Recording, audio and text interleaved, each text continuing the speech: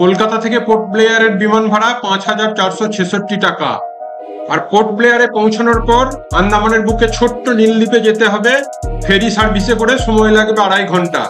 সেখানে বিভিন্ন রকম ফেরি সার্ভিস পাবেন, সরকারি ফেরি সার্ভিস ও বেসরকারি লাক্সারি ক্রুজ। টিকিটের বিভিন্ন রকম শ্রেণী অনুযায়ী ভাড়া পড়বে ২০০ থেকে ১,০০০ টাকা। আমাদের আন্দামানে নিয়ে গিয়েছিল Indian tour and travels company. আমরা তাদের নাম্বার স্ক্রিনে দিয়ে দিলাম, আপনারা যদি যেতে চান তাদের সঙ্গে যোগাযোগ করতে পারেন। নীলদ্বীপ একটি সুন্দর, অত্যাশ্চর্য, দুর্দান্ত দ্বীপ। এত ছোট এবং এই ছোটোর জন্যই এটাকে আরো বিউটিফুল লাগে। তো সেখানে যদি যেতে চান তাহলে আমাদের এই ভিডিওটি শেষ পর্যন্ত দেখুন এবং নীলদ্বীপের সৌন্দর্য উপভোগ করুন। অন্য যে কোনো টুরিস্ট স্পটে গিয়ে ঘোরা আর আন্দামানে ঘোরার মধ্যে একটা মৌলিক তফাৎ আছে। অন্য যে কোনো জায়গায় আপনি কোনো ট্যুর অপারেটরের সাহায্য ছাড়াই অনায়াসে ঘুরে চলে আসতে পারেন, অর্থাৎ ট্যুর প্ল্যানিং নিজে নিজে করতে পারেন। কিন্তু আন্দামানে ট্যুর প্ল্যানিং নিজে নিজে করা একটু টাফ, বিশেষ করে যদি প্রথমবারের জন্য যান।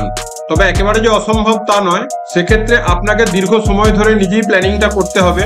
কারণ কলকাতা থেকে পোর্ট ব্লেয়ারে বিমানে যাওয়া, সেখানে বিমানবন্দর থেকে হোটেলে গাড়ি করে পৌঁছানো, সেখানে হোটেল আগে থেকে বুক করে রাখা, এবং এই হোটেল থেকে যখন আপনি হ্যাভলক বা নীলদ্বীপে যাবেন তার ফেরি সার্ভিসের টিকিট আগাম কেটে রাখা, এইগুলো যদি নিজে না করতে পারেন তাহলে কিন্তু বিপদে পড়বেন। কারণ এটা স্থলভাগের মতো নয় যে একটা গাড়ি মিস করলেন তারপর অন্য আর একটা ট্যাক্সি নিয়ে কোথাও চলে গেলেন বা ভাড়ার গাড়ি নিয়ে চলে গেলেন।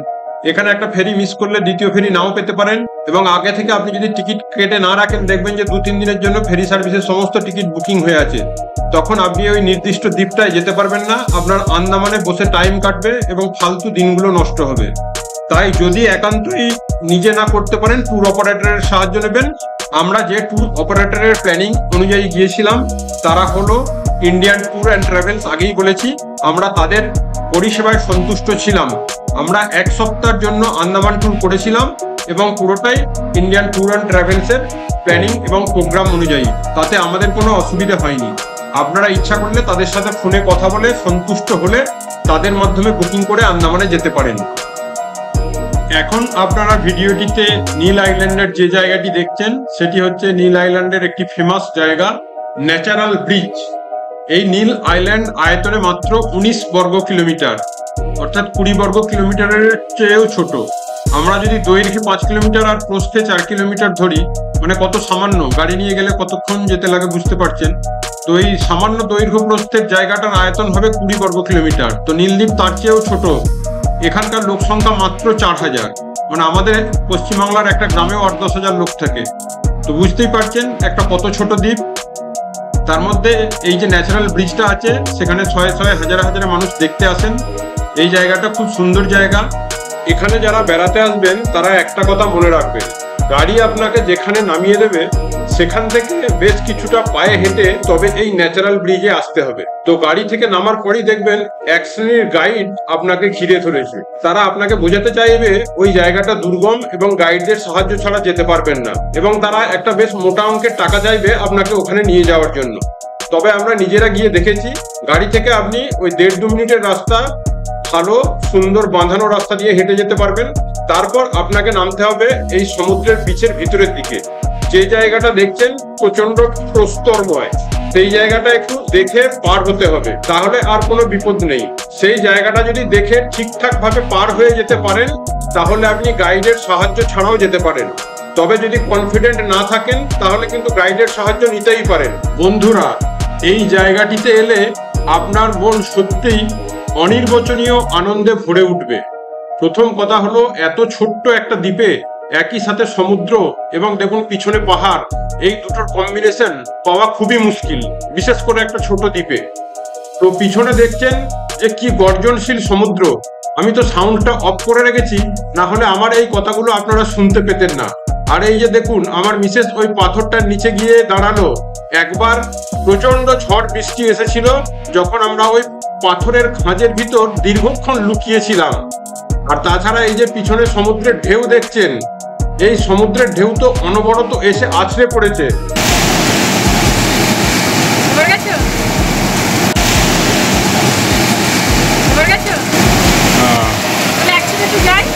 না আমি ইয়েটা তুলছি, ঢেউটা তুলছি।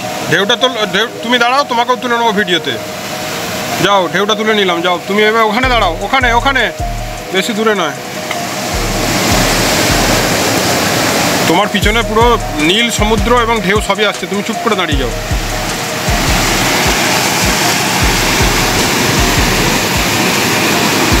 পুরো নীল জল একদম,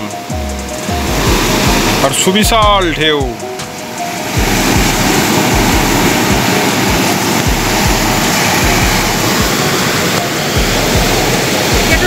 আর সমুদ্রটা এখানে দাঁড়িয়ে দেখতে কি সুন্দর যে লাগছিল, বলে বোঝাবার নয়। আর এই যে ন্যাচারাল ব্রিজটা দেখছেন, প্রকৃতির কি অনির্বচনীয় খেয়ালে তৈরি হয়েছে, তার সৌন্দর্য তো সত্যিই অতুলনীয়। তো আন্দামানে এলে আপনারা অবশ্যই ন্যাচারাল ব্রিজে একবার আসবেনই আসবেন। আন্দামানে প্রচুর দ্বীপ আছে, তবে আপনারা পোর্ট ব্লেয়ার ছাড়াও মাত্র দুটো দ্বীপে ঘুরতে যেতে পারবেন। সে দুটো হলো হ্যাভলক আইল্যান্ড এবং নীল আইল্যান্ড। তো আমরা পোর্ট ব্লেয়ারে গিয়ে যে হোটেলটায় ছিলাম সেটার নাম হলো হোটেল কিং স্যাফায়ার, আর হ্যাভলকে গিয়ে যে হোটেলটায় ছিলাম সেটার নাম হলো দ্য হ্যাভলক বিচ রিসর্ট, আর নীল আইল্যান্ডে গিয়ে আমরা যে হোটেলটায় ছিলাম তার নাম হলো দ্য ট্যাঙ্গো বিচ রিসর্ট। তো তিনটি হোটেলই আমাদের ঠিক করে দিয়েছিল Indian tour and travels company. তিনটে হোটেলেরই গুণমান ছিল অত্যন্ত ভালো এবং আমরা সেখানে থেকে বেশ হ্যাপি ছিলাম। তবে আমি সাজেস্ট করব অন্য যে কোনো টুরিস্ট স্পটের মতো হোটেল খোঁজার ব্যাপারে অ্যাডভেঞ্চারাস হতে যাবেন না। অর্থাৎ আগাম বুক না করে সেখানে চলে গিয়ে ভাবলেন যে দু একটা হোটেল দেখে পছন্দের হোটেল চুজ করব, এখানে সেটা করতে গেলে কিন্তু বিপদ হতে পারে। কারণ আপনি যদি ভরা সিজনে যান, সেক্ষেত্রে কোনো আইল্যান্ডে গিয়ে যদি শেষ পর্যন্ত হোটেল না পান, তাহলে কি হবে বুঝতে পারছেন। আপনি ফিরে আসার জন্য ফেরির টিকিট যদি কাটা না থাকে ফিরতেও পারবেন না, আবার সেই দ্বীপে গিয়ে কোথাও থাকার জায়গাও পাবেন না। তাই বলবো আপনারা যে কোনো দ্বীপেই যাবেন আগে থেকে হোটেল বুক করে যাবেন। আমরা নীল দ্বীপে থাকার সময় সাইক্লোনের কবলে পড়েছিলাম, তার ফলে এই যে ম্যাক্রুজ বা আইটিটি ম্যাজেস্টিকের মতন লাক্সারি পাবলিক ক্রুজ সার্ভিস এগুলো সব বন্ধ হয়ে গিয়েছিল। তার বদলে দেয়া হয়েছিল সরকারের আয়রন মেড ভারী লঞ্চ, তবে টুরিস্টের তুলনায় তার সংখ্যা ছিল অত্যন্ত কম। তো সেই সময় যদি আমাদের পাশে ট্যুর অ্যান্ড ট্রাভেলস কোম্পানি না থাকতো, আমরা হয়তো ঠিক সময়ে কলকাতায় ফিরেই আসতে পারতাম না। আপনারা যদি কোনো ট্যুর অপারেটরের মাধ্যমে আন্দামান বেড়াতে যেতে চান, তাহলে প্যাকেজ বুকিং করতে পারেন। সেক্ষেত্রে সেখানকার হোটেলগুলোতে থাকা, গাড়িতে যাতায়াত, ফেরিতে আসা যাওয়ার টিকিটের খরচ সমস্ত কিছুই ধরা থাকবে ওই প্যাকেজের মধ্যে। তো প্যাকেজের চার্জ কিরকম হবে সেটা নির্ভর করে কতদিন থাকছেন তার উপর। আন্দামান ট্যুর সাধারণত 5-6 দিন, 7-8 দিন, 10-12 দিন থেকে 15-20 দিন পর্যন্ত হয়ে থাকে। তো আপনারা যেমন দিনের জন্য আন্দামান যেতে চান সেই দিনের সংখ্যা বলে দিলে ট্যুর অপারেটর সেইভাবে আপনাদের প্যাকেজ বুকিং করে দেবেন। তাই আমি এখানে আর খরচের হিসাব দিলাম না, ওটা আপনারা ট্যুর অপারেটরের সাথে কথা বলে জেনে নেবেন।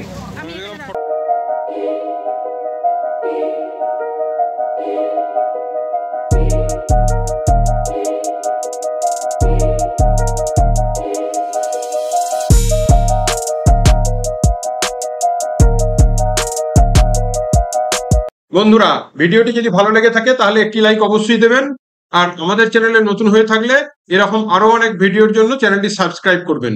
দেখা হবে পরের ভিডিওতে, ততদিন সবাই ভালো থাকবেন। ধন্যবাদ। इस वीडियो को लाइक करें, हमारे चैनल को सब्सक्राइब करें और बेल आइकन जरूर प्रेस करें हमारी न्यू वीडियो सबसे पहले देखने के लिए।